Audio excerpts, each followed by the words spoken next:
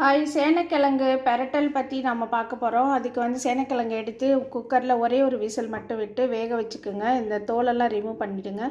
Remove பண்ணிவிட்டு இப்போ குக்கரில் வந்து வச்சு வேக வச்சுக்கோங்க. இதுக்கு தேவையான மசாலா எடுத்துக்கோங்க. தேங்காய் திருவி எடுத்துக்கோங்க. முந்திரி பருப்பு, பெருஞ்சீரகம் எடுத்துக்கோங்க. 2 தக்காளி வந்து நறுக்கி வச்சுருக்கேன், அதையும் இதோட ஆட் பண்ணுங்கள். இதை அரைச்சி பேஸ்ட் ஆக்கிக்கோங்க. சேனைக்கிழங்கு சின்ன சின்ன பீசஸாக கட் பண்ணி இதில் வந்து மசாலா எடுத்துக்கோங்க. மிளகாய்த்தூள், மஞ்சள் தூள், உப்பு, கரம் மசாலா எடுத்துக்கோங்க. இப்போ இதை கலந்து ஈவனாக மிக்ஸ் பண்ண போகிறோம். ஈவனாக இந்த மாதிரி மிக்ஸ் பண்ணி எடுத்துக்கோங்க மசாலாவோட.